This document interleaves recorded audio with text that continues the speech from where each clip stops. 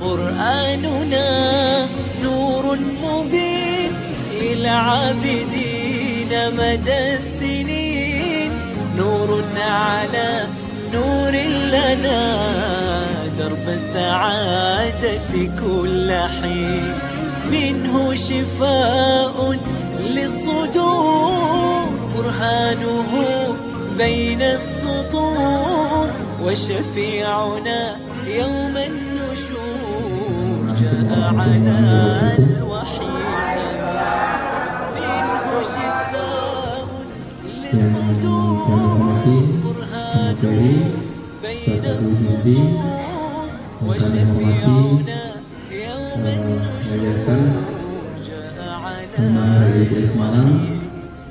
Yang kami hormati para asatidz ustadzat serta yang kami banggakan santriwati SMP SMA Al-Mahirah IIB Semarang. Alhamdulillahirrahmanirrahim mannan al-malikil ghufran alladzi ba'atha rasulahu ila al-insi wal jinn liyubayyina ath-thaqalaini سبيل الهدى والنيران، ثم الصلاة والسلام على مبعوث الرحمن محمد بن عبد الله سيد الأنام وعلى آله وأصحابه وسلم. Insyaallah pada kesempatan kali ini kita bersyukur kepada Allah Subhanahu wa taala yang telah memberikan kita nikmat, baik itu nikmat kesehatan, nikmat iman, dan nikmat kesempatan sehingga kita bisa mengikuti ta'lim rutin di Al-Mahirah IIB Semarang ini dengan pada kesempatan kali ini dengan Ustaz Abu Jundi. Nanti insyaallah Ustaz Al-Mukarram Abu Jundi akan memperkenalkan diri, siapa beliau, bagaimana beliau, dan aktivitas sekarang apa. Untuk mempersingkat waktu, kami serahkan langsung kepada Al-Mukarram Fadilatul Ustaz Abu Jundi. Fadhilul mashkur. Assalamualaikum warahmatullahi wabarakatuh. Innal hamdalillah nahmaduhu wa nasta'inuhu wa nastaghfiruh wa na'udzu billahi min shururi anfusina wa min sayyiati a'malina. Man yahdihillahu fala mudilla lahu ومن يضلل فلا هادي له واشهد ان لا اله الا الله وحده لا شريك له واشهد ان محمدا عبده ورسوله. اللهم صل وسلم وبارك على محمد النبي الامي وعلى اله واصحابه ومن تبعهم باحسان الى يوم الدين. اما بعد. Ikhwatal iman a'izzakumullah. Hadirin Bapak Ibu, saudara-saudari yang dirahmati Allah Tabaraka wa Ta'ala, kita bersyukur pada siang ini Allah memberikan nikmat yang banyak kepada kita, baik nikmat jasmaniyah maupun nikmat ruhaniyah. Khususnya nikmat terbesar yang Allah berikan kepada kita yaitu nikmat iman, nikmat Islam, nikmat yang hanya diberikan kepada orang-orang yang dipilih oleh Allah, sehingga kita mengenal Allah, mengenal Rasulnya, mengenal agama Allah. Nikmat yang diperintahkan agar kita selalu menjaga setiap saat, jangan sampai lepas dari diri kita. Sehingga sering kita dengar para mubaligh, para da'i menyampaikan peringatan dari Allah Jalla wa'ala agar kita selalu bertakwa dan mengingatkan agar kita tetap istiqamah. Sehingga kalimat wala tamutunna illa wa antum muslimun, jangan kalian mati kecuali sebagai seorang muslim, seorang muslimah. Harapan kita Allah memberikan kita istiqomah, telah diberikan karunia mati dalam kondisi husnul khatimah. Semoga tak lupa salawat dan salam tercurah kepada junjungan kita Nabi besar Muhammad sallallahu alaihi wasallam beserta seluruh keluarga dan keturunan beliau, para sahabat beliau radhiyallahu taala anhum ajma'in, dan kepada seluruh pengikut-pengikutnya yang setia hingga tegaknya hari kiamat. Bapak Ibu, saudara-saudari sekalian yang dirahmati Allah Jalla wa'ala, pembawa acara Ustadz Wahyu Tadi meminta saya untuk ta'aruf. Jadi saya ini asli Surabaya, lahir di sana, sampai sekarang menetap di tempat yang sama. Background saya sebetulnya umum, mulai dari SMP negeri, SMA negeri, SMP negeri 5, SMA negeri 6 Surabaya, baru kemudian kuliah di bidang agama, yaitu di IAIN Sunan Ampel. Selebihnya dulu sempat saya mengajar di SD negeri, kemudian keluar, setelah itu belajar ilmu tapi dengan sistem mulazamah dari para asatidz, para masyayikh. Kalau sempat para syekh datang ke negeri kita belajar, dan kalau kita sempat lagi umroh, kita waktu sempatkan dan senggangkan untuk belajar di sana, walaupun hanya beberapa hari. Semoga itu menjadi ilmu yang bermanfaat, karena dimanapun kita berada diperintah untuk tetap thalabul ilm, yakni menuntut ilmu, yakni khususnya ilmu syar'i.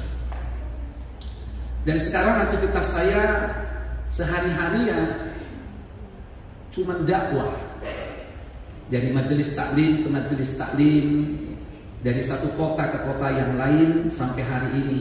Mungkin itu yang Allah mudahkan untuk saya, menyampaikan sedikit dari apa yang saya ketahui dari para ulama. Karena saya bukan ulama, saya hanya dai, menyampaikan.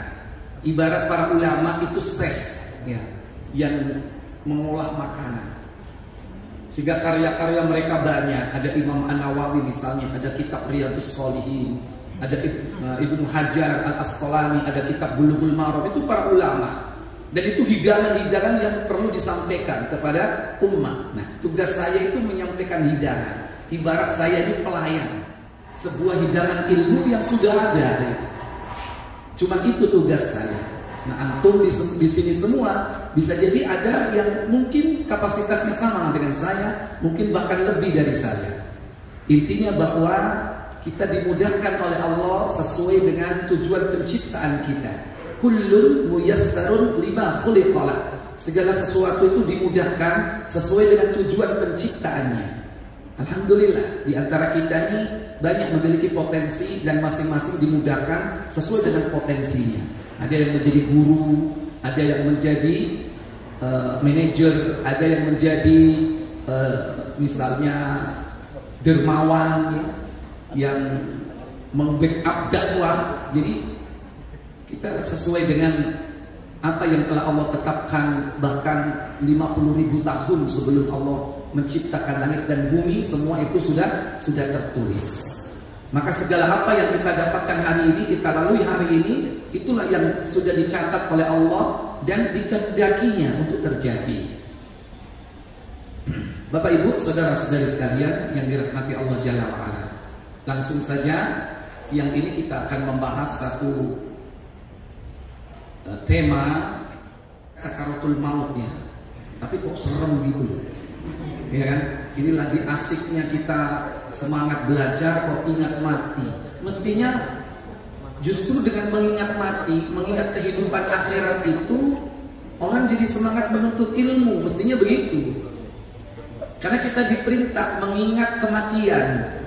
Kata Nabi, "Aktsiru dzikra hadimil ladzat." Perbanyaklah oleh kalian mengingat sesuatu yang dapat memutus kelezatan dunia. Apa yang dapat memutus kelezatan dunia? Yaitu al-maut, kematian. Ya, tapi dengan bahasa judul yang lebih diperhalus, ya, saya sampaikan di sini dengan judul penyesalan tiada akhir. Ini belum jelas sebetulnya menyesal dalam hal apa. Tentu kalau kaitannya dengan kematian, penyesalan yang dimaksud adalah menyesal kenapa dulu ketika hidup di dunia tidak mempersiapkan bekal yang sebanyak-banyaknya. Dan tidak ada bekal yang terbaik kecuali takwa. Kata Allah dalam surah Al-Baqarah ayat 197, "Wa tazawwadu," dan berbekallah kalian, fa inna khairaz zadi taqwa, dan bekal yang baik itu adalah takwa. Kata Abdullah bin Mas'ud radhiyallahu taala, takwa itu ayyuta'allah wa la yuqsa, ayyudhkara wa la yunsa, wa ayyushkara wa la yukfar, benar. Ada 3 yang disampaikan oleh Abdullah bin Mas'ud tentang takwa, yaitu bahwasanya kau taati Allah tidak kau durhakai, kau ingat selalu Allah tidak kau lupakan, dan kau selalu bersyukur kepada Allah tidak kau kufuri. Itu makna takwa menurut sahabat agung yang bernama Abdullah bin Mas'ud radhiyallahu taala. Nah, kita tiap hari memupuk atau memperbanyak bekal takwa itu sampai kita menghadap kepada Allah Jalla wa'ala. Karena kehidupan kita di dunia ini sementara, Bapak Ibu, nggak lama. Karena manusia itu nanti akan melalui 4 fase perjalanan hidup. Ada 2 kematian dan 2 kehidupan. 2 hidup, 2 mati. Kira-kira kalau diurut yang benar yang mana ya? Hidup, mati, atau mati, hidup, atau mati, hidup, atau hidup, mati. Yang mana yang benar? Ada yang bisa jawab?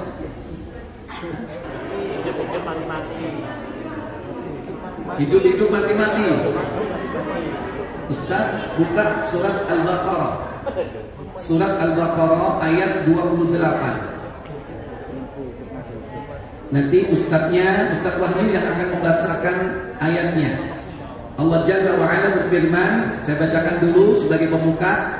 Kaifa takfuruna billahi wa kuntum amwatan fa ahyaakum thumma yumitukum thumma yuhyikum thumma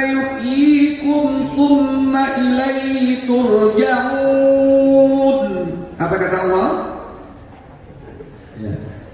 Kaifa takfuruna billah, bagaimana kamu kafir kepada Allah, wa kuntum amwatan fa ahyaakum, padahal kamu tadinya mati lalu Allah hidupkan kamu.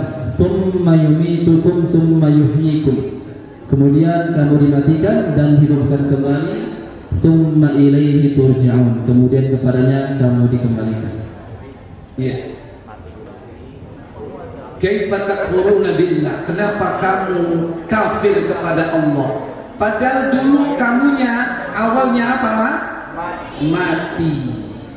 Kemudian kau kuhidupkan, hidup. Ya, tandai. Setelah itu Tsumma yumitukum, yang ketiga apa? Mati lagi. Mati lagi. Kemudian yang keempat, dihidupkan lagi. Kemudian yang sudah, jangan ditambah, cuma ini. Berarti yang benar yang mana? Mati, hidup, mati, hidup. Ya, sekarang udah paham 2 kematian, 2 kehidupan. Nah, kita sekarang ini hidup apa mati? Hidup. Fase keberapa? Fase kedua. Sebelumnya kita mati. Kapan dikatakan kita mati? Yaitu kematian pertama, tatkala tidak hadir kita di muka bumi ini.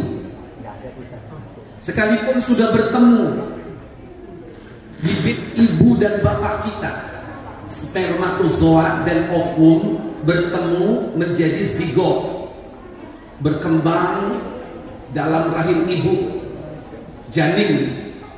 Mulai dari 40 hari dia menjadi nutfah, 40 hari dia menjadi alaqah, 40 hari menjadi mudghah. Itu masih dikatakan mati. Sebelum ada apanya?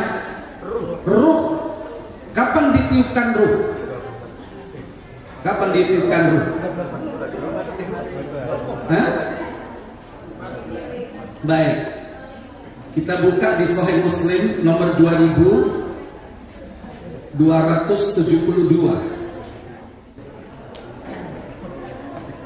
Ya, hadis riwayat Imam Muslim nomor hadis 2272 dari Abdullah radhiyallahu anhu katanya, Rasulullah sallallahu alaihi wasallam yang mutlak benar menceritakan kepada kami, sesungguhnya proses penciptaan seorang kamu setelah berada dalam perut ibumu atau ibunya selama 40 hari menjadi nutfah, ya, terus kemudian dia menjadi alaqah segumpal darah selama 40 hari.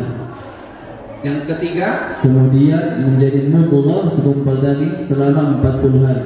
43 kali berarti berapa? 120 hari berapa bulan? 4 bulan, ya.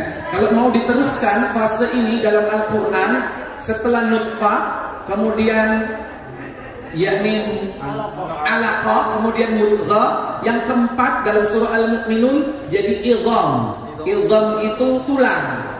Setelah itu fakasawnal idhama lahma. Tulang itu dibungkus oleh Allah dengan daging. Itu fase yang kelima. Kemudian thumma ansha'nal khalqan akhar. Allah ciptakan makhluk yang sempurna, lengkap, jari jemarinya, organnya lengkap, beda dengan sebelumnya. Tabarakallahu ahsanul khaliqin. Nah, itu kalau pengen lengkap. Nah, cuma di hadis ini disebutkan 4 bulan. Apa yang terjadi ketika itu? Lanjut. Kemudian diutus malaikat meniupkan ruh atau jiwa kepadanya. Thumma yursalu ilaihil malak. Diutus malaikat kepada janin tersebut. Fayanfukhu fihi ruh. Kemudian ditiupkan ruh. Hiduplah janin itu. Ada ruhnya. Maka dia sebagai manusia. Kalau belum ada ruh, belum dikatakan manusia. Perlakuannya beda nanti kalau seandainya meninggal pada waktu di dalam rahim. Nah, ditetapkan 4 ketetapan takdir. Lanjut. Kemudian diperintahkan kepada malaikat menuliskan 4 ketetapan. Apa saja itu? Yaitu mengenai rizkinya, Rizquhu, ajalnya, wa ajalu, amalnya, wa amalu, dan celaka atau bahagia. Saqiyun am sa'idun, celaka atau bahagia, surga atau neraka sudah ditetapkan oleh Allah Jalla wa Ala. Jadi rezeki sudah ditetapkan. Hari ini kita dapat rezeki apa? Sudah tertulis. Ya, tadi makan apa? Tahu isi. Ya, pakai lombok apa enggak? Sudah ada. Pakai petis apa enggak? Sudah ada tulisannya. Ya, buah naga. Ustaznya dari makan buah naga. Semua sudah tertulis. Termasuk Bapak Ibu, ajal kita sudah tertulis. Jadi ajal itu sudah pasti.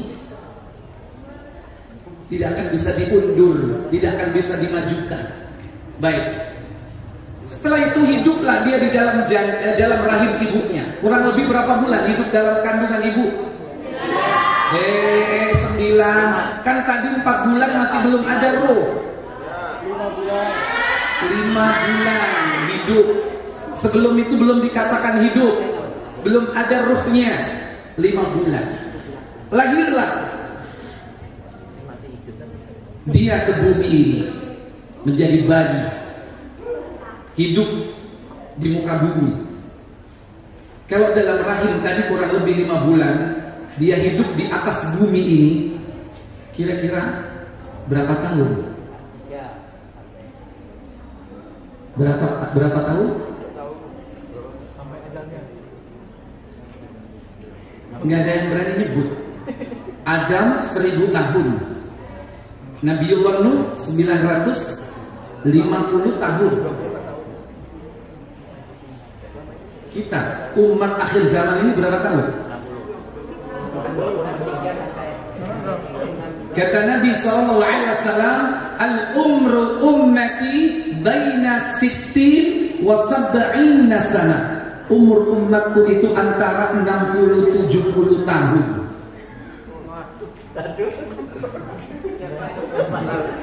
Langsung beri, waduh.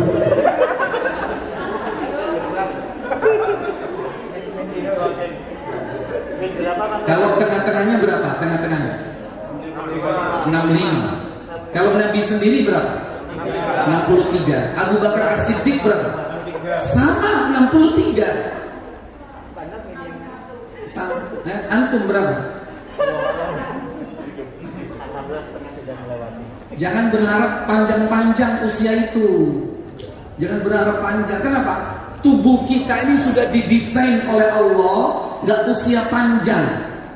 Adam itu 1000 tahun karena tubuhnya gede, besar, tinggi. Berapa tinggi Adam? Berapa tinggi Adam? Ada namanya Adam? Hah? Oh enggak ada. Ya. Berapa tingginya Adam? Baik, saya bukakan hadisnya ya tentang Adam. Nomor 2000. Itu sudah dijawab. Ya, nggak usah hadisnya saya. Situna dirah 60 hasta. 60 hasta. 1 hasta setengah meter. Kalau 60 hasta berarti berapa meter? 30 meter. Pantas kalau dia usianya berapa? 1000 tahun. Fisiknya tinggi besar. Nah kita, maaf, kita ini maksimal berapa tingginya? Umat akhir zaman 150 itu kan orang malang. Ya udah 200. Kita lihat jangan Indonesia, pokoknya umat akhir zaman, termasuk yang luar negeri. Rata-rata berapa lah? Taruhlah digenepin 2 meter, ya kan? 2 meter. Saya tanya, dari 30 meter Adam menjadi 2 meter, itu tinggal berapa persennya? Ayo kali matematika.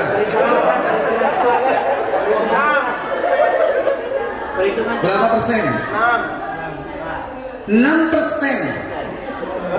Ya kan? 30 meter jadi 2 meter, 6%. Ya, sekarang saya tanya, kalau tadi usianya 1000 Adam, 6%-nya berapa? 60. Cocok nggak? Cocok nggak? Jadi tubuh kita ini didesain antara 60-70. Makanya jangan kita pengen usianya 100 tahun, 120 tahun. Orang sekarang aja maaf ya, usia 80 tahun aja sholat udah nggak normal. Sholatnya di mana? Sujudnya di atas awang-awang, tidak menempelkan ke tanah. Karena sholatnya banyak di atas apa? Kursi. Makanya jangan pengen kita usia panjang.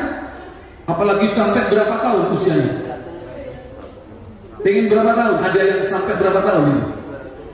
Ada orang yang pengen usianya itu sampai 1000 tahun. Kayak apa? Lihat dalam surah Al-Baqarah, surat kedua.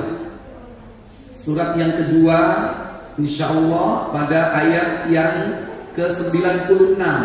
Allah Jalla Jalaluhu berfirman dalam ayat tersebut, وَلَا تَجِدَنَّهُمْ أَحْرَصَ النَّاسِ عَلَى حَيَاةٍ وَمِنَ الَّذِينَ أَشْرَكُوا يَوَدُّ أَحَدُهُمْ لَوْ يُؤَمَّرُ أَلْفَ سَنَةٍ وَمَا هُوَ بِمُزَحْزِحِهِ مِنَ الْعَذَابِ أَن يُؤَمَّرَ وَاللَّهُ بَصِيرٌ بِمَا يَعْمَلُونَ. Ini kok. Yang ini ya, benar ya? Silakan dibaca. Dan sesungguhnya kamu akan manusia yang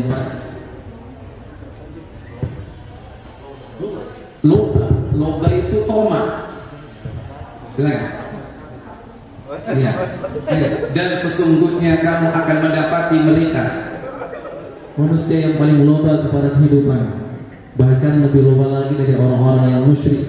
Masing-masing mereka ingin agar diberi umur 1000 tahun, padahal umur mereka panjang itu sekali-sekali tidak akan menjauhkannya daripada siksa. Allah Maha mengetahui apa yang mereka kerjakan. Ternyata ada orang yang pengen usianya 1000 tahun. Tahu nggak siapa ini? Ini berbicara tentang siapa? Al-Yahud, orang Yahudi. Orang Yahudi itu tamak, pengen hidup panjang 1000 tahun, bahkan lebih tamak dari orang-orang musyrik. Padahal mereka dapat kitab. Nah seperti ini bisa jadi siapapun yang telah dapat kitab dari langit akan berperilaku bersikap seperti Yahudi. Waliyadzubillah. Jangan sampai terjadi. Ikhwatal iman, a'izzakumullah. Jadi Bapak Ibu saudara sekalian yang dirahmati Allah, ada batasnya. Kita hidup di dunia tak lama, makanya manusia itu bisa menetapkan sebetulnya kapan persiapan kematiannya. Karena dia akan memasuki makrakatul hayat, masa medan pertempuran antara 60-70. Karena disitulah banyak orang mati, orang gugur. Nah kita diperintahkan untuk mempersiapkan diri, terutama untuk menjawab pertanyaan mungkar dan nakir. Dan itulah yang kita persiapkan setiap hari.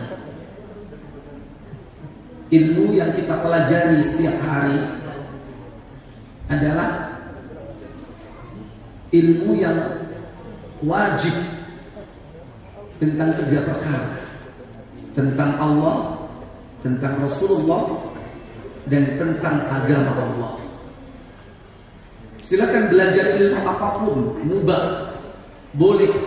Mau belajar ilmu matematika, ilmu IPA, ilmu pengetahuan alam, ilmu sosial, ilmu hukum, ilmu apapun, ilmu pertanian, ilmu-ilmu terapan, silakan. Tapi jangan sampai lupa kewajiban mempelajari ilmu wajib. Dan wajib ada 2, fardu kifayah dan fardu ain. Kalau fardu kifayah mungkin barangkali sudah banyak yang menguasai. Tapi bagaimana dengan fardu ain yang wajib setiap pribadi harus menguasainya?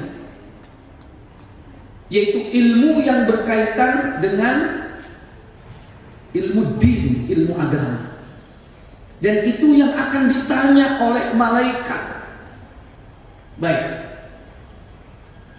Malaikat yang ada di dalam kubur nanti tidak akan bertanya tentang ilmu apapun dari ilmu dunia. Bagaimana ilmu matematikamu, bahasa Inggrismu? Tidak. Walaupun kita boleh belajar ilmu itu semua, tapi ilmu din yang akan ditanya oleh malaikat. 3 pertanyaan. Man rabbuka? Siapa Rabbmu? Wa man nabiyuka? Siapa nabimu? Wa ma dinuk? Apa agamamu? Berarti ini berkaitan dengan Allah, Rasul, dan agama. Baik, kita buka hadisnya. Ada di dalam hadis Abu Dawud di nomor 4753. Semoga Allah memudahkan kita mempelajarinya. Dan nanti kita gabungkan di dalam hadis At-Tirmidzi dari Anas bin Malik. Adapun yang di Abu Dawud ini riwayat dari Al-Barra bin Azib. Ya, silakan. Bismillahirrahmanirrahim. Dari Al-Barra bin Azib, ia berkata, kami bersama Rasulullah SAW pernah mengiringi jenazah seorang yang berasal dari kalangan Ansar. Kemudian kami tiba di pemakaman. Setelah dimakamkan, beliau duduk di sisi kuburan dan kami mengelilingi beliau. Kami diam tidak bergerak, seakan-akan di atas kepala kami ada seekor burung. Saat itu Rasulullah SAW memegang sebatang kayu. Kemudian beliau mengangkat kepalanya dan berkata, mintalah perlindungan kepada Allah Subhanahu wa Ta'ala dari azab siksa kubur. Berarti azab kubur itu ada atau tidak? Itulah keyakinan Ahlus Sunnah wal Jamaah. Berbeda dengan kelompok sesat Mu'tazilah. Mu'tazilah, mereka tidak meyakini adanya azab kubur. Nggak ada azab kubur itu, kata mereka. Azab kubur itu hadisnya ahad. Mereka hanya mau mengikuti hadis akidah yang mutawatir. Padahal dalam Islam, dalam perkara apapun, apakah itu akidah, syariah, ibadah atau apapun, selama hadis itu sahih, tidak dilihat apakah ahad atau kamu mutawatir, tidak masalah. Yang penting sahih. Itu Ahlus Sunnah, beda dengan Mu'tazilah. Maka kita harus yakin sebagai Ahlus Sunnah wal Jamaah meyakini adanya azab kubur. Bahkan kita diperintahkan berdoa setiap sholat sebelum kita salam. Ya, kata Nabi SAW riwayat Abu Hurairah, beliau mengatakan, "Idza tashahhada ahadukum," apabila kalian selesai bertasyahud, "falyasta'id billahi min arba'." Mintalah kepada Allah 4 perkara, perlindungan dari 4 perkara. Nabi kemudian mengajarkan doanya, "Allahumma inni a'udzubika min adabi jahannam wa min adabil qabri wa min fitnatil mahya wal mamat wa min syarri fitnatil masihid dajjal."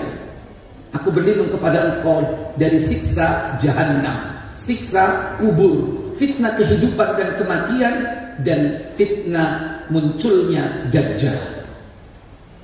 Itu nanti kalau kita bahas satu persatu, Masya Allah. Nah, kita satu saja tentang yakni azab atau fitnah kubur. Ini termasuk fitnah kubur, karena makna fitnah adalah ujian, cobaan yang ada di alam kubur. Baik. Kemudian Rasulullah mengulangi. Rasulullah SAW mengulangi pernyataannya hingga 3 kali. Ketika mayit mendengar suara sandal orang-orang yang meninggalkan area pemakaman, jadi yang terdengar hanya suara sandal yang mengantar, suara HP yang antar, nggak ada dalilnya. Cukup hanya sandalnya saja, terompaknya. Makanya nggak perlu diberitahu, dibocorin. Kadang orang itu ketika sudah dikubur dikasih bocoran. Biasanya kan siapa yang ngasih bocoran? Mayit sira bakal ditakoki loro malaikat mungkar lan nakir. Man rabbuka, sapa pangeranmu? Mongko jawaben pangeranmu Allah. Dikasih bocoran. Dipikir mayat itu mendengar. Mereka berdalil dengan hadis ini. Mendengar suara trompa. Padahal Nabi hanya menyebutkan suara apa? Sandal atau trompa. Kenapa terdengar? Soalnya nempel tangan. Nek HP-mu krungu enggak? Enggak dengar. Baik, lanjut. Ia akan ditanya. Siapakah Tuhanmu? Apa agamamu? Dan siapakah nabimu? Ini pertanyaan standar dan kita sudah tahu, bahkan sudah tahu jawabannya. Ya, kita sudah tahu semua kan? Man rabbuka, siapa Rabbmu? Allahu Rabbi. Kan begitu. Wa man nabiyuka, siapa nabimu? Muhammadun Nabi. Kemudian wa ma dinuk, apa agamamu? Al-Islamu dini atau dinil Islam. Sudah tahu jawabannya, tapi siapa yang bisa menjamin bahwa kita nanti mampu menjawab pertanyaan ini? Halo? Tidak ada yang bisa menjamin. Dan siapa yang bertanya ini? Siapa yang bertanya? Malaikat. Malaikat siapa? Munkar Nakir. Udah kenal atau belum? Pengen kenal? Ya paling tidak kita tahu performance dari Munkar Nakir. Kita harus tahu lah performance-nya itu kayak apa gitu loh. Saya tunjukkan hadisnya, itu ada di Tirmidzi. Ya, kalau CV lengkap nggak ada Munkar Nakir. Di situ hanya disebutkan, hanya profilnya cuman ya sekilas saja tentang Munkar dan Nakir, dan kita cuma tahu itu. Saya buka. Silakan. Abu Salamah Yahya bin Khalaf al-Basri menceritakan kepada kami, Bishr bin Al-Mufaddal memberitahukan kepada kami dari Abdurrahman bin Ishaq, dari Sa'id bin Abu Sa'id al-Maqburi, dari Abu Hurairah radhiyallahu anhu, ia berkata, Rasulullah sallallahu alaihi wasallam bersabda, apa sabda beliau? Apabila mayit telah dikuburkan, atau beliau bersabda, salah satu di antaramu dikuburkan, maka datanglah 2 malaikat yang hitam dan biru. Sudah kenal warnanya apa? Jadi kalau nanti di alam kubur ketemu ini hitam, Munkar ya.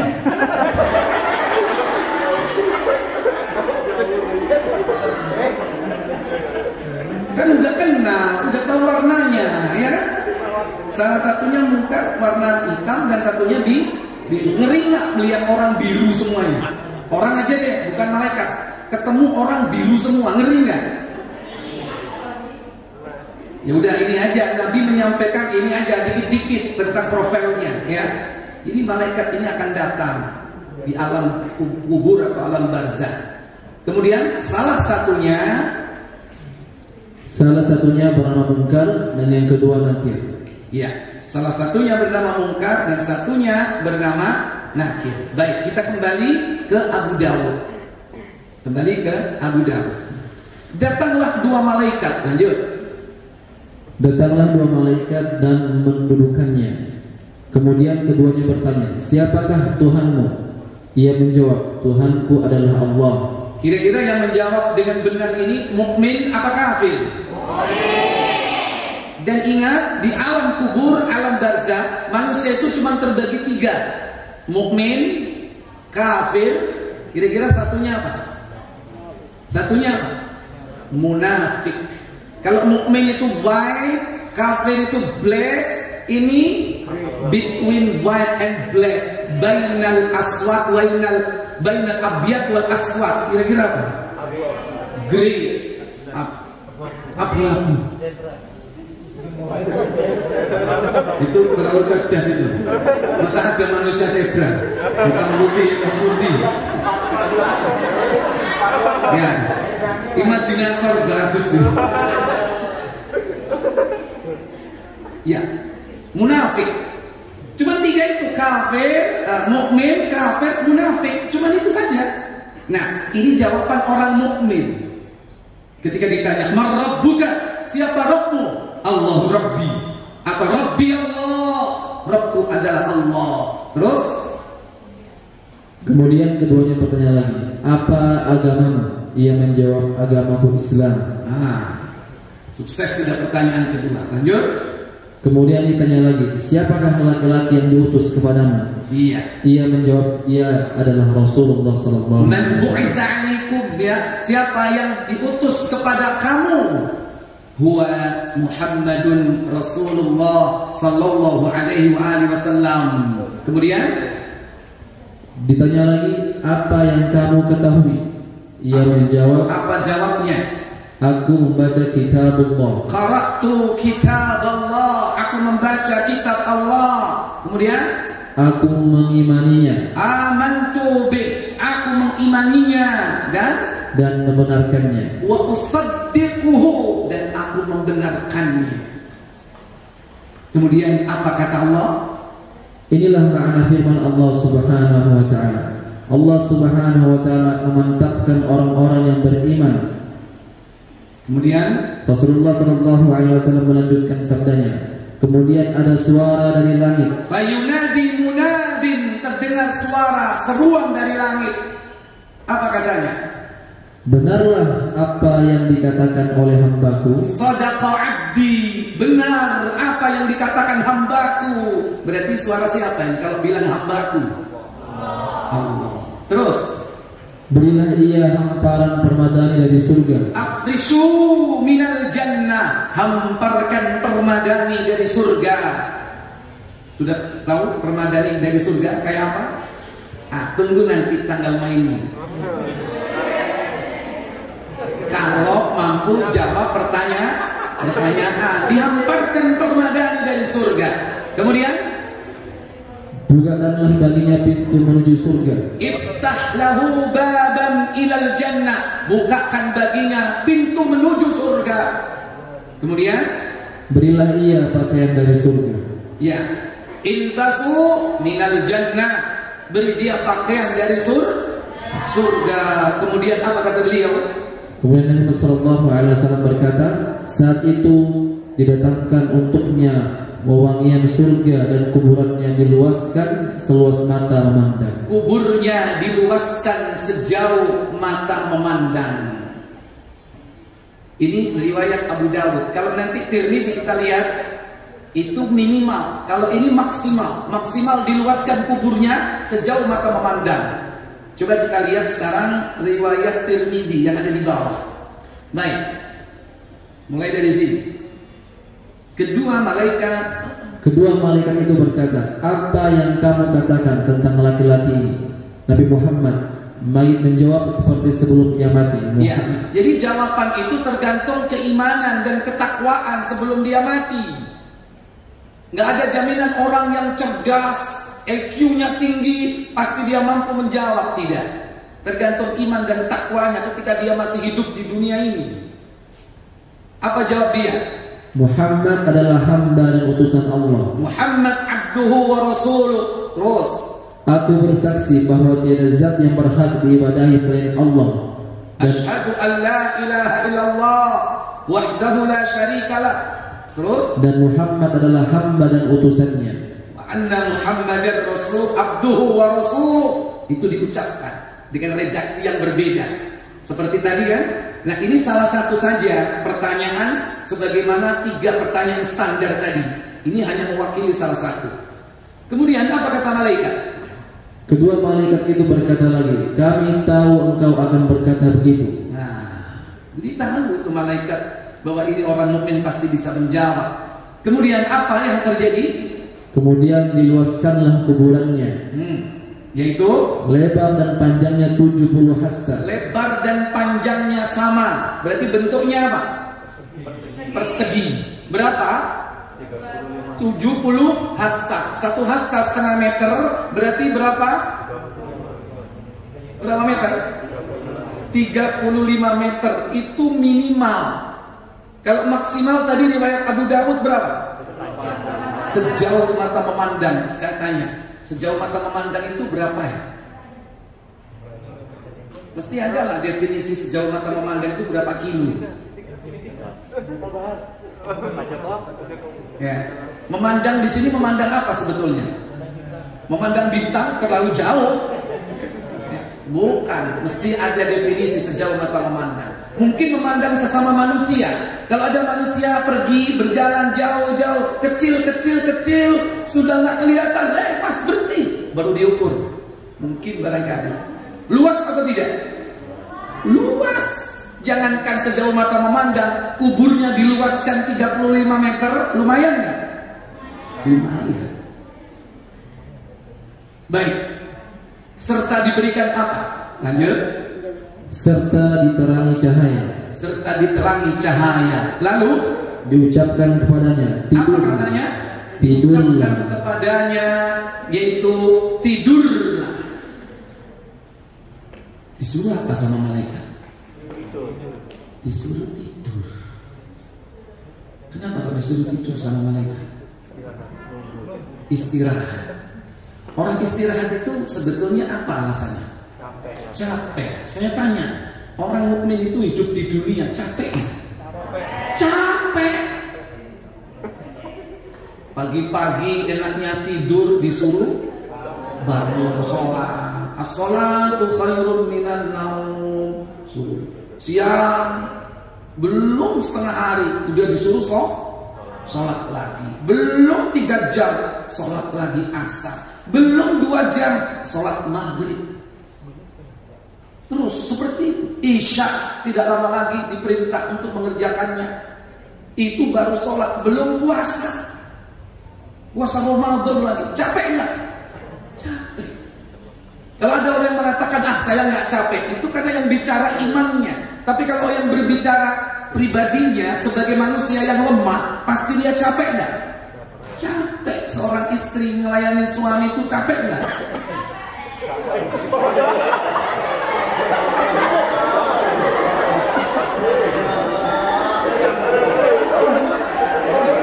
Saya nggak tahu tadi yang jawab itu santrinya atau ustazahnya.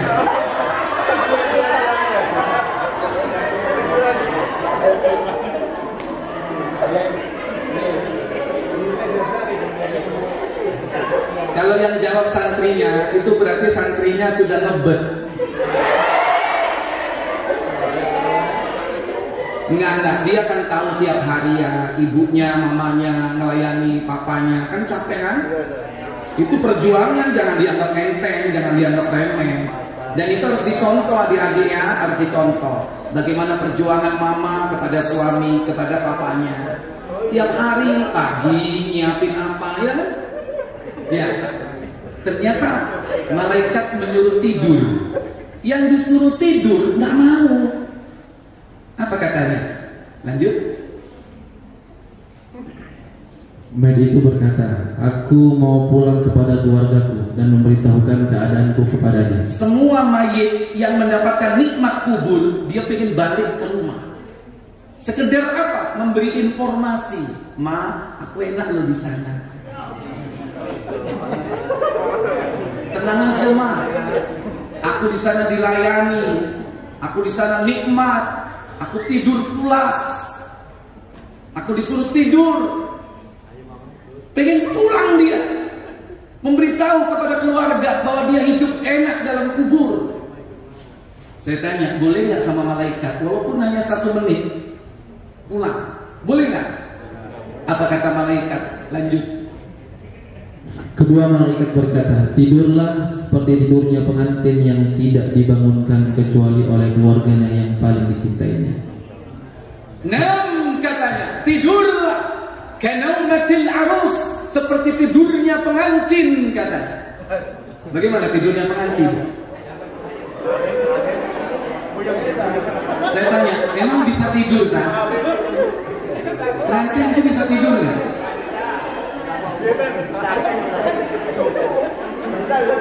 Bisa. Kalau sudah saatnya bisa. Ya, cuman saya tanya, tidurnya pengantin itu terasa lama atau terasa pendek? Hah? Terasa pendek, betul, terasa pendek. Siswa aja bisa jawab. Kalau siswanya pintar, itu lihat gurunya.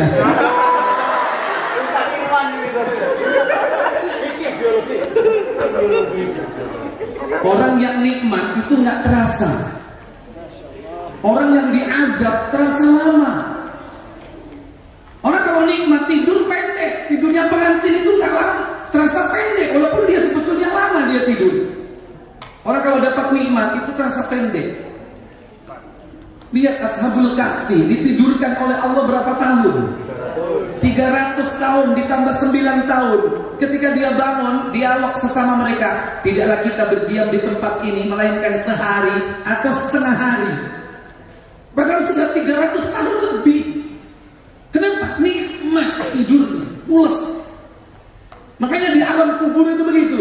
Orang yang dapat nikmat kubur disuruh malaikat tidur, nggak lama lagi loh. Kok sudah bangun? Ngapain? Ternyata sudah di padang mahsyar, dikumpulkan di padang mahsyar. Padahal mereka sudah tidur bahkan ribuan, bahkan bisa puluhan ribu tahun. Nabi kita Muhammad sudah berapa ribu tahun yang lalu meninggal? Abu Bakar As-Siddiq sudah 1500 tahun yang lalu. Ikhwatul iman aizakumullah. Kemudian dari hadis ini kita bisa mengetahui, jadi nggak ada orang balik lagi pulang ke dunia itu nggak ada. Mayit malam Jumat pulang, ada nggak keyakinan seperti itu? Itu keyakinan batil, dusta, nggak ada dalilnya. Itu keyakinan bersumber dari Hindu. Dalam Islam nggak ada. Kalau orang sudah di alam barzakh, di alam kubur, nggak akan bisa kemana-mana. Jangankan yang mukmin biasa, mukmin yang syahid, mati syahid di medan pertempuran, mereka balik aja nggak bisa. Nanti orang yang mati syahid membela agama di medan pertempuran diberi keistimewaan, ruhnya itu ditempatkan di perut burung hijau. Setiap pagi dia terbang melakukan journey dan memakan buah-buah surga. Di sore hari dia pulang hinggap di bawah pelita-pelita, di bawah arsy. Dan Allah bertanya, wahai ruh, apa yang kau inginkan? Mintalah satu permintaan. Apalagi wahai Allah, engkau sudah memberikan aku nikmat seperti ini. Nikmat apa lagi? Terus pertanyaan itu disampaikan oleh Allah kepada ruh itu, sampai akhirnya nggak bisa mengelak. Akhirnya terpaksa meminta satu permintaan. Apa yang diminta oleh ruh para syuhada ini? Wahai Allah, kembalikan aku ke dunia. agar aku bisa berjihad, berperang membela agamamu, dan mati yang kedua kali, mati yang ketiga kali. Kata Allah, tidak, itu hanya sekedar permintaan saja. Allah kabulkan nggak? Padahal itu syuhada, orang yang mati syahid, nggak dikabulkan oleh Allah Jalla wa'ala. Kalau seandainya dikabulkan, berarti nanti ada ruh-ruh yang ikut berjihad. Berarti perang dibantu, mayat hidup lah. Nggak mungkin itu terjadi. Dan nggak ada konsepnya di dalam Islam. Orang kalau sudah di alamul barzakh nggak akan bisa balik. Itulah kenapa menyesal kalau orang yang jelek. Menyesal dia. Lihat dalam surah Al-Mu'minun, surah yang ke-23. Allah tabaraka wa ta'ala berfirman dalam ayat tersebut, hatta idza jaa ahadahumul maut qala rabbi irji'un la'alli a'malu salihan fima taraktu kalla inna kalimatun huwa qailuha wa min waraihim barzakhun ila yaumi yub'atsun. Apa kata Allah? Demikianlah keadaan orang-orang kafir itu, hingga apabila datang kematian kepada seseorang dari mereka, dia berkata, apa katanya? Ya Tuhanku, kembalikanlah aku ke dunia. Rabbirji'un, kembalikan aku ke dunia, wahai Allah. Untuk apa? Agar aku berbuat amal yang saleh terhadap yang telah aku tinggalkan. La'alli a'malu salihan fima taraktu, agar aku dapat beramal saleh terhadap apa yang telah aku tinggalkan di dunia. Apa kata Allah Jalla wa'ala? Sekali-kali tidak. Kalla, sekali-kali tidak. Bahkan sungguhnya itu adalah perkataan yang diucapkannya saja. Iya. Dan di hadapan mereka ada dinding sampai hari mereka dibangkitkan. Wa min waraihim barzakhun ila yaumi yub'atsun. Di hadapan mereka terdapat dinding batas sampai hari di mana dia dibangkitkan. Dia nggak bisa mendahului ke alam akhirat, juga nggak bisa balik lagi ke mana? Ke dunia. Ibarat dia diblok, di kotak. Cuman kotaknya ini bisa ditaruh di mana-mana. Bisa ditaruh di mana? Bisa ditaruh di langit, kotaknya di blok. Bisa ditaruh di Sidratul Muntaha. Bisa ditaruh di surga, di perut burung hijau. Dimensi waktunya, waktu barzakh. Dimensi ruangnya, terserah Allah. Ruh para nabi, Rasulullah ketika Isra Mi'raj, di mana ruh para nabi? Di langit. Langit itu ruang apa waktu? Ruang. Dimensi waktunya barzakh, batas, dinding, nggak bisa ditembus. Ruh para nabi di langit. Ketika Isra Mi'raj, Nabi sallallahu alaihi wasallam bertemu di langit pertama Nabi Adam. Di langit kedua Nabi Isa dan Yahya bin Zakaria. Di langit ketiga beliau bertemu dengan Nabi Yusuf alaihissalatu wassalam. Di langit yang keempat bertemu dengan Nabi Harun. Di langit yang kelima, di langit yang kelima bertemu dengan Nabi Harun. Yang keempat tadi keliru, Idris.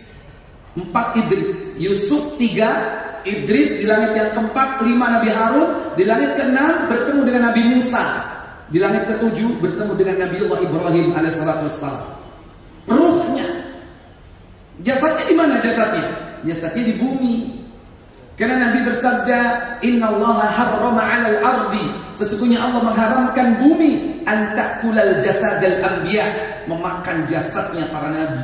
Cuman kita nggak tahu, karena nabi itu banyak sekali jumlahnya. Berapa jumlah nabi? 124.000 nabi bertebaran ruhnya, mayatnya, jasadnya di muka bumi.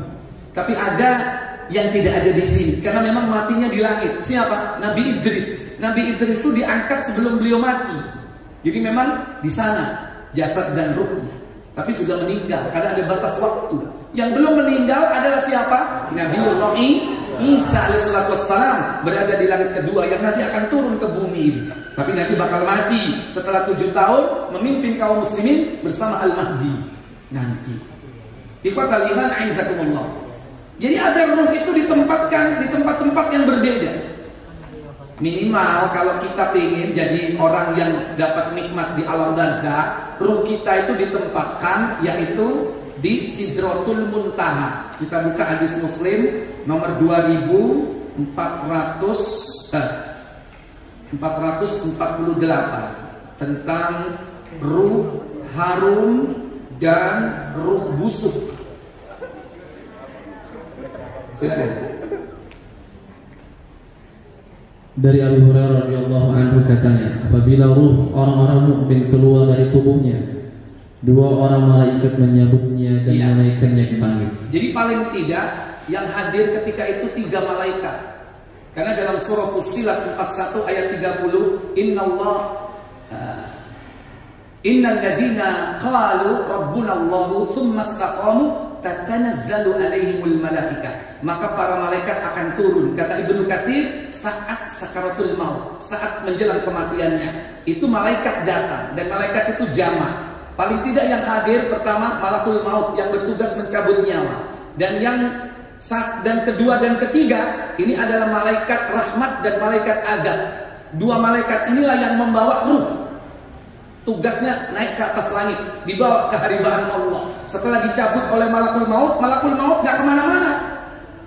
Jadi jangan sampai terkecoh dengan cerita dusta. Katanya malakul maut bawa ruh banyak, dibawa keranjangnya jatuh, ruhnya kececeran, balik lagi ke jasad. Nah, ini dusta terhadap agama. Hati-hati. Yang membawa itu malaikat, yakni 2. Lanjut. Kata Hammad, karena baunya harum seperti kasturi. Kata penduduk langit, ruh yang baik datang dari bumi. Bahkan diberi salawat. Sallallahu alaihi. Semoga Allah melimpahkan kebahagiaan kepadamu dan kepada tubuh tempat engkau bersemayam. Lalu ruh itu dibawa ke hadapan Tuhannya Azza wa Jalla. Kemudian Allah berfirman, apa firman-Nya? Bawalah dia ke Sidratul Muntaha dan biarkan di sana hingga hari kiamat. Ini contoh ruh yang diberi nikmat oleh Allah, ditaruh di mana? Sidratul Muntaha. Lumayan nggak? Ketika Isra dan Mi'raj, Rasulullah SAW sampai di Sidratul Muntaha, melihat ada sebuah pohon besar. Nggak tahu sebesar apa dan setinggi apa. Buahnya besar, daunnya besar, dan setiap saat berubah-ubah warnanya. Kata Nabi, aku tak sanggup membayangkan betapa indahnya. Kalau ruh sudah di tempat di sana, kira-kira pengen balik enggak ke Karangproso?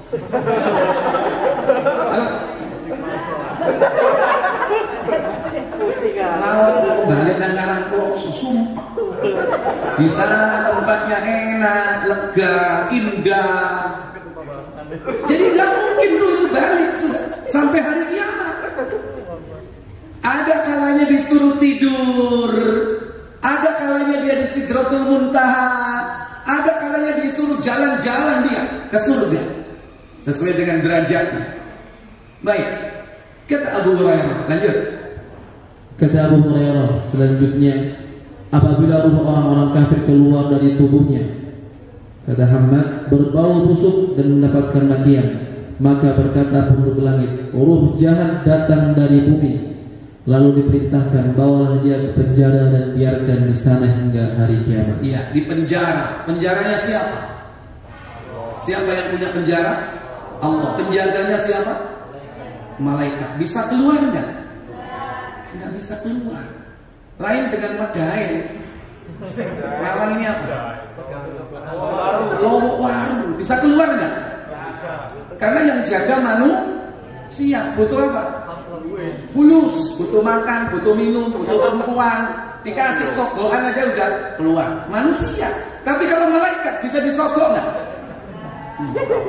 Oleh karena itu, kalau ada ruh jahat, orang yang jahat ya meninggal dunia, dia ditempatkan di penjara Allah, gak akan bisa keluar. Oleh karena itu gak ada cerita ruh genta, gak ada ruh gentayangan itu. Ruh itu kalau sudah meninggal, ruh itu ditempatkan di tempat yang gak akan bisa keluar dia. Terus di situ katanya rumahnya angker karena tempatnya bunuh diri. Itu bukan ruh orang yang bunuh diri itu. Itu semua rekayasa syaitan, pokal gawinya jin, ngaku sebagai ruhnya orang yang meninggal. Nggak ada ruhnya orang yang meninggal.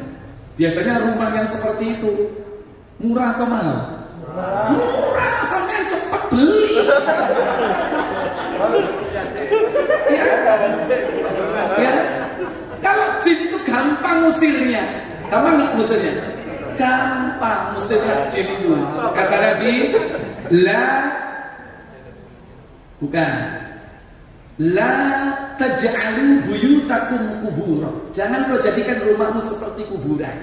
Harus diramaikan dengan ibadah dan bacaan Al-Quran. Kenapa? Lanjutan hadisnya, inna syaitana yanfiru minal baiti tukra'unaha suratul Baqarah. Karena sesungguhnya setan itu akan lari dari rumah yang dibacakan di dalamnya apa? Surat Al-Baqarah. Dirutinkan aja surat Al-Baqarah sampai habis. Silakan. Hilang semua jin-jin itu. Makanya kalau ada rumah jeblok jatuh, harganya seperti itu. Sampai itu daripada kos ya. Nah, silakan patungan dibeli. Kenapa? Jangan termakan oleh berita-berita hoax bahwa itu rumah angker karena ada ruh yang gentayangan. Gak ada dalam Islam ruh gentayangan. Gak ada. Ya, orang katanya bisa memanggil ruh ini, memanggil ruh itu, semua dusta. Baik. Jadi ini, kalau ruh sudah ditempatkan di tempatnya tidak akan bisa kemana-mana. Kembali kepada tadi Abu Dawud. Sekarang jawaban ruh yang kafir ketika ditanya oleh malaikat. Baik, silakan. Kemudian Rasulullah SAW menjelaskan lagi, jika seorang yang kafir meninggal dunia, maka ruhnya akan dikembalikan kepada jasadnya. Saat itu datanglah dua malaikat dan memerlukannya. Keduanya bertanya, siapakah Tuhanmu? Dia menjawab, ha ha ha. Masa gitu? Reaksi orang yang ditanya malaikat gak bisa jawab, masa ha ha ha. Iya, Ulangi. Iya. Siapakah menrebbuka? Ayo jawab. Masa gitu? Orang kafir itu takut nggak sama malaikat munkar nakir? Ngomongnya itu sambil takut, kaget dia. Menrebbuka.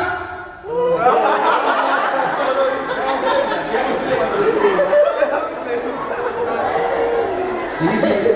Ditunggu Ustaz sama santrinya ini. Ayo.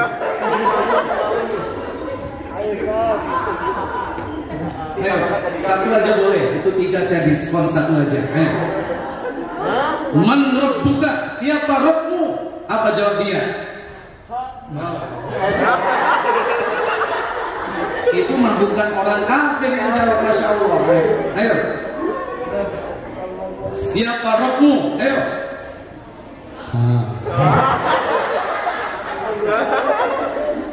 Ayo, bantulah Ustaz. Satu teriakan saja. Man rabbuka? Siapa Rabbmu? Ini masih Abu Jundi, belum yang asli ya. Iya. Ayo, siapa Rabbmu? Ayo. Saya bukan orang kafir sih.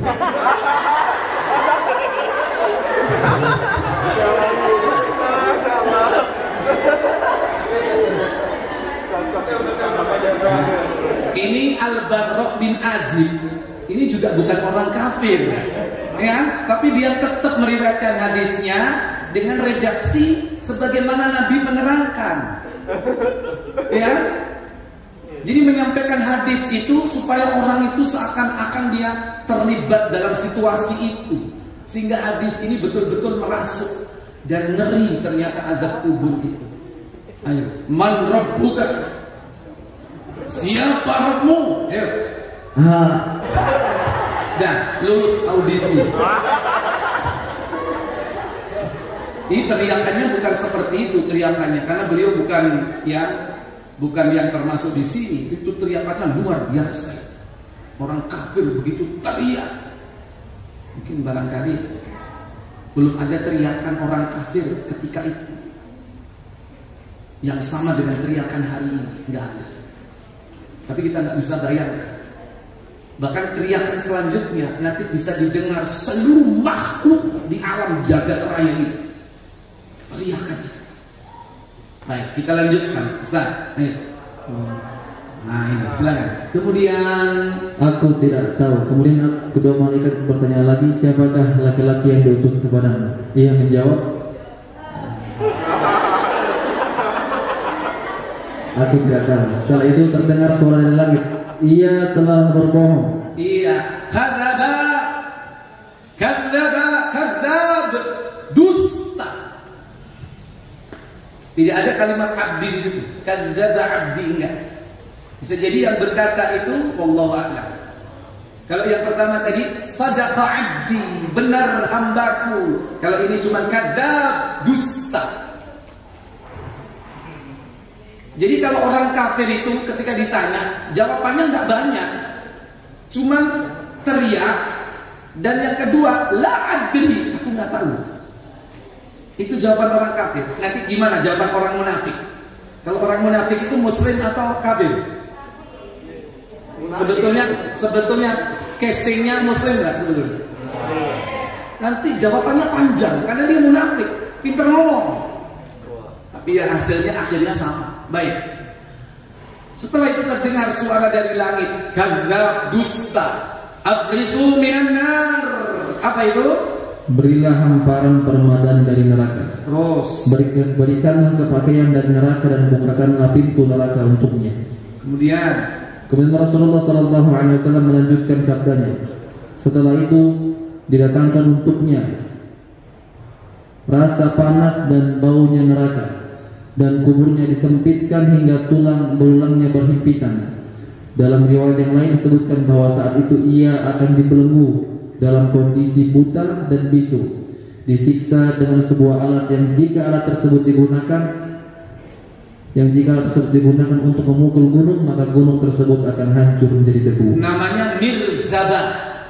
Mirzabah itu palu godam dari besi, min hadid.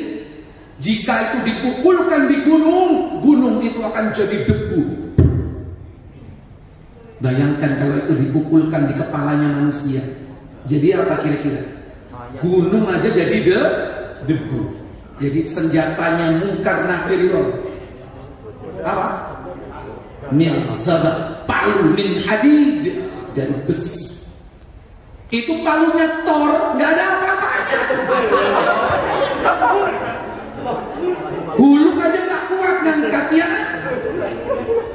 Pengen coba-coba sama Munkar Nakir.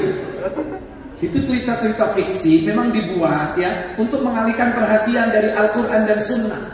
Bahwa ada orang hebat, superhero, The Avengers ya, punya palu besar untuk melupakan siapa? Melupakan Munkar dan Nakir, supaya mereka nggak takut kepada Munkar Nakir. Karena apa? Ceritanya sudah hilang. Sementara diganti dengan film-film seperti itu. Dasar Yahudi, merusak dan menyimpangkan pemahaman kaum muslimin. Mestinya orang itu takut. Apa yang dipegang oleh malaikat Israfil? Memegang apa? As-sur. Cuman orang menerjemahkan trompet. Kalau kita muslim cukup ya sebut nama aslinya As-sur. Ketika ditanya oleh sahabat, Masur ya Rasul, apakah As-sur itu? Sur itu apa? Kadang diartikan, diterjemah itu sangkakala.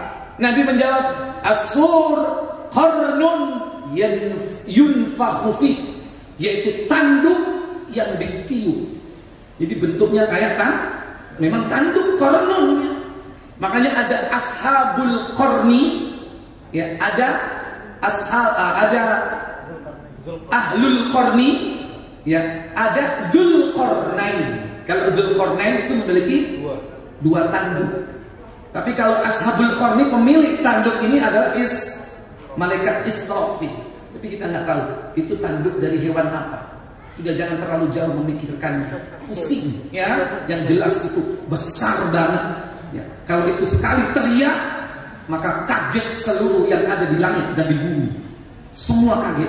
Yang di langit para malaikat juga kaget. Karena tiupan itu terjadi sebanyak tiga kali. Tiupan kekagetan, tiupan kehancuran, kematian total, dan tiupan kebangkitan. Ikhwatal iman, aizakumullah. Jadi ingat, malaikat pemegang nirzada jangan dianggap remeh. Siapapun bisa diancam dengan siksa ini kalau dia tidak memperhatikan 3 perkara. Pertanyaan di alam barzakh. Akhirnya diapakan orang kafir ini? Kemudian dia dipukul dengan alat tersebut. Pukulan tersebut terdengar oleh makhluk dari ujung masyrik hingga ujung maghrib, kecuali manusia dan jin yang tidak mendengarnya, dan ia hancur menjadi debu. Ini teriakan berikutnya. Kalau tadi teriakan karena kaget dengan pertanyaan itu, dia nggak siap. Selama ini dipikir alam kubur tidak ada, dipikir malaikat mungkar nakir hanya cerita, dipikir pertanyaan atau fitnah di alam kubur hanya sekedar menakut-nakuti. Ternyata realitanya benar. Bagaimana kekagetan mereka, teriak seperti itu sebanyak 3 kali. Jika dibandingkan dengan teriakan berikutnya, teriakan ini sampai terdengar seluruh jagat. Semua mendengar, kecuali yang tidak mendengar hanya manusia dan jin. Ayam bisa dengar nggak? Kambing bisa dengar nggak? Malaikat bisa dengar. Makhluk yang lain bisa dengar. Dari makhluk hidup. Kalau seandainya manusia bisa mendengar jeritan orang yang disiksa dalam kubur, kira-kira masjid ramai apa sepi? Sholat subuh kayak sholat apa? Idul Fitri. Tapi itulah ujian. Memang Allah sembunyikan suara itu. Bahkan dalam riwayat yang lain, kalau sekiranya kalian mampu mendengar siksa kubur, pasti tidak ada di antara kalian yang mau mengantar jenazah. Karena takut. Begitu dia melangkah 3 kali, ya, kan sudah ditanya, didudukkan. Kalau nggak bisa langsung dipukul, berarti nggak jauh dari kuburan. Wallahu a'lam. Ikhwatal iman, aizakumullah. Ini orang kafir. Mukmin sudah, kafir sudah, tinggal siapa? Munafik. Bagaimana jawaban orang munafik ketika ditanya di alam barzakh? Silakan. Kalau mayit itu orang munafik. Munafik. Fa'ammal munafik. Kalau mayit itu munafik, maka ia akan menjawab dengan berkata, aku mendengar orang-orang mengatakan demikian, maka aku pun mengatakan seperti yang mereka katakan. Aku tidak tahu. Masih panjang nggak? Sami'tu an-nasa yaqulu kada wa kada. Aku mendengar manusia mengatakan begini dan begitu. Wa aqulu kada wa kada. Dan aku pun mengatakan begini dan begitu. La adri, aku tidak tahu. Masih bisa jawabnya panjang. Karena orang munafik itu sebetulnya tiap hari dia sholat, dia puasa, bahkan berjihad juga. Lihat di zaman Rasulullah, orang-orang munafik itu sholat bersama Nabi, bahkan jihad bersama Nabi. Cuman kerjanya suka ngebully orang-orang mukmin, suka apa? Bikin onar.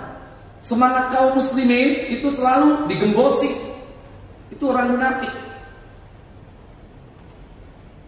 Hakikatnya dia itu menyimpan kekufuran. Makanya para ulama mendefinisikan munafik itu tidak lain adalah izharul iman wa ibtanul kufri. Menampakkan keimanan tapi dia menyembunyikan kekufuran. Nanti akan dibagi menjadi 2 ya. Sifat munafik itu nifaq i'tiqad dan nifaq amali. Nifaq yang karena i'tiqad ini mukhrijun minan nar, mukhrijun minal Islam, mengeluarkan pelakunya dari Islam, murtad. Kalau sudah nifaq i'tiqadi. Adapun nifaq amali belum mengeluarkan dia dari Islam. Tetapi ciri-ciri munafik ada pada dirinya.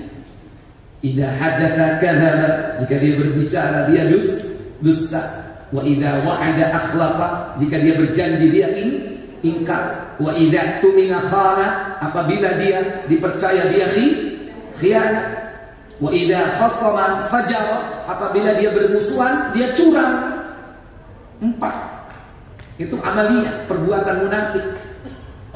Sekalipun belum mengeluarkan dia dari Islam, tapi bisa jadi kalau itu sudah terakumulasi menjadi sempurna, dia bisa menjadi munafik tulen, waliyadzubillah. Dan tidak ada satupun di antara kita Bapak Ibu yang bersih dan bebas dari sifat-sifat nifaq. Jangankan kita, Umar ibn al-Khattab sendiri sering bertanya kepada Nabi, "Ya Rasul, apakah kau melihat sifat-sifat munafik ada pada diriku?" Kata Nabi, "La, tidak wahai Umar."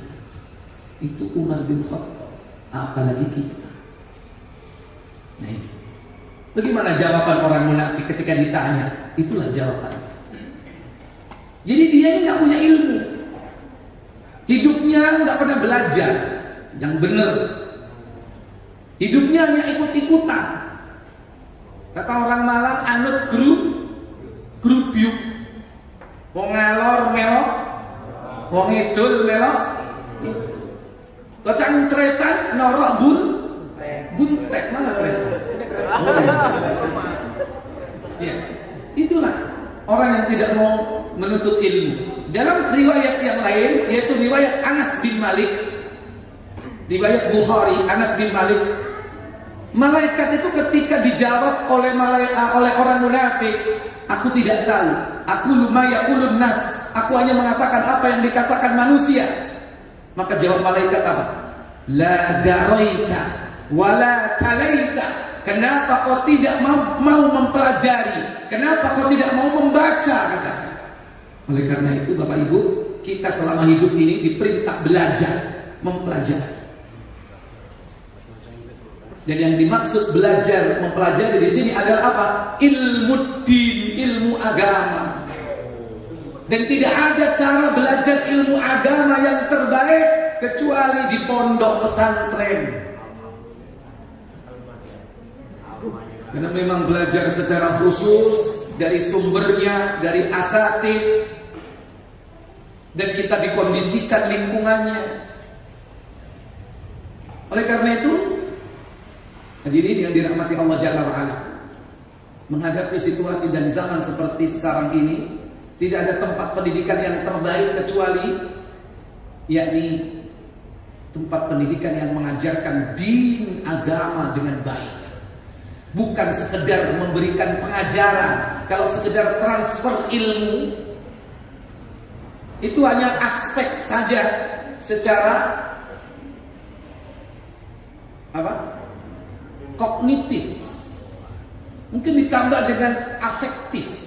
Dan lebih penting lagi adalah psikomotor. Apa? Anak diajarkan secara langsung, diberi contoh, diberi suri toladan. Dan untuk melaksanakan itu tidak ada lingkungan yang terbaik kecuali pondok pesantren. Karena sehari-hari dia diajarkan bagaimana mempelajari ilmu dan mempraktekkannya. Kalau kita masih di rumah, ilmunya bagus, nilainya bagus, tapi lingkungan tidak mendukung, baik lingkungan orang tua, lingkungan masyarakat tidak mendukung. Oleh karena itu, jangan takut. Sekalipun harus mengikuti protokol, maka mutu kita harus back to school. Wah, mari liburan panjang ya.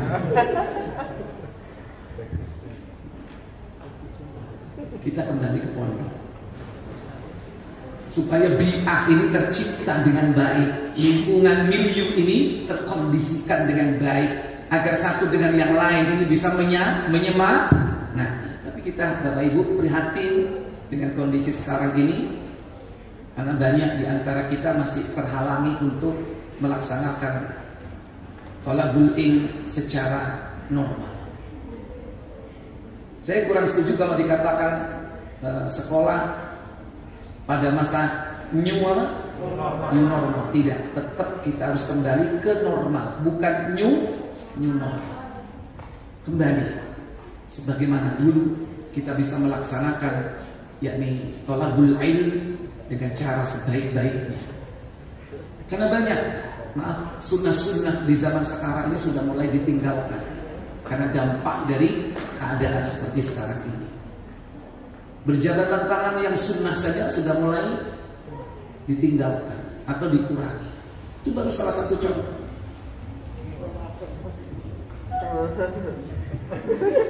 Kadang diciptakan cara-cara berjabatan tangan yang bukan dari milik kita. Tasyabbuh bil kufar, mengikuti orang kufar. Gimana caranya? Banyak cara yang dilakukan. Nah, ini bukan seperti itu. Ini salah satu dampak atau efek dari keadaan sekarang ini. Oleh karena itu jangan lupa Bapak Ibu berdoa kepada Allah Jalla wa'ala, santri-santri terutama, supaya Allah Jalla wa'ala memudahkan kita untuk tetap melaksanakan yakni thalabul ilmi dengan sebagaimana mestinya. Semua tergantung kembali kepada diri kita masing-masing. Kalau kita sudah memiliki semangat untuk mempersiapkan diri untuk mencari bekal ilmu sebaik-baiknya, insya Allah Allah mudahkan. Dan jangan lupa berdoa setiap saat, setiap pagi jangan lupa mengucapkan doa, Allahumma inni as'aluka ilman nafi'a wa rizqan thayyiban wa 'amalan mutaqabbala. Ketiganya ini berhubungan erat. Sebelum kita berbuat sesuatu, semua dasarnya ilmu. Al-ilmu qabla al-qawli wal-'amali. Ilmu itu dibutuhkan sebelum berbicara dan juga beramal. Maka perjalanan hidup manusia itu diawali dari ilmu, baru kemudian beramal. Nah, tiap hari kita berdoa untuk itu, untuk memperoleh rezeki yang baik. Kita tidak akan mampu mendapatkannya tanpa ilmu. Sehingga sebelum kita minta rizqan thayyibah, kita minta ilman nafi'ah, ilmu yang bermanfaat. Dan ilmu yang dimaksud di sini adalah ilmu syar'i, ilmu din, mengenal Allah, mengenal Rasul, mengenal agama. Ini ilmu yang wajib, harus diketahui setiap pribadi muslim. Dan ilmu yang dimaksud di sini adalah bersumber dari apa? Qala Allah, wa qala Rasulullah, wa qala sahabat. 3. Perkataan Allah, firman Allah, perkataan Nabi kita Muhammad, dan pendapat dari para sahabat salafus salih, salaful ummah, generasi terbaik umat ini. Nah, kita diberi kesempatan oleh Allah untuk mendapatkan itu, dan kita manfaatkan dengan sebaik-baiknya. Para asatid dan asatidah juga begitu. Tetap jangan lupa untuk selalu mengisi dan meningkatkan yakni ilmu yang sudah kita ketahui. Terus di samping mengamalkannya, menjadikan suri tauladan diri kita terhadap yakni para tulab, murid-murid santri-santri yang ada di sini, juga terus tetap menuntut ilmu. Jangan berhenti untuk menuntut ilmu. Sebelum nanti datang fitnah, maka ilmu yang sudah kita dapatkan segera amalkan supaya menjadi ilmu yang bermanfaat. Bapak Ibu, saudara-saudari sekalian yang dirahmati Allah Jalla wa'ala, kalau sudah masuk ke alam barzakh, sudah tidak akan punya kesempatan lagi untuk kembali ke dunia, apalagi untuk mempersiapkan bekal menghadap kepada Allah Jalla wa'ala di hari kiamat nanti. Maka waktu kita sebetulnya tidak lama, karena batas itu sampai akhir kita di dunia. Karena alam barzakh sekalipun belum kehidupan akhirat, di situ sudah merupakan negeri pembalasan, karena akan dibalas sesuai dengan amal perbuatan kita masing-masing. Wallahu a'lam. Mungkin ini yang bisa saya sampaikan sebagai pengantar pertemuan saya di tempat ini. Semoga bermanfaat dan semoga Allah memudahkan kita semua memahami dan mengamalkannya. Wallahu a'lam. Wa akhiru da'wana walhamdulillahi rabbil alamin. Wassalamualaikum warahmatullahi wabarakatuh.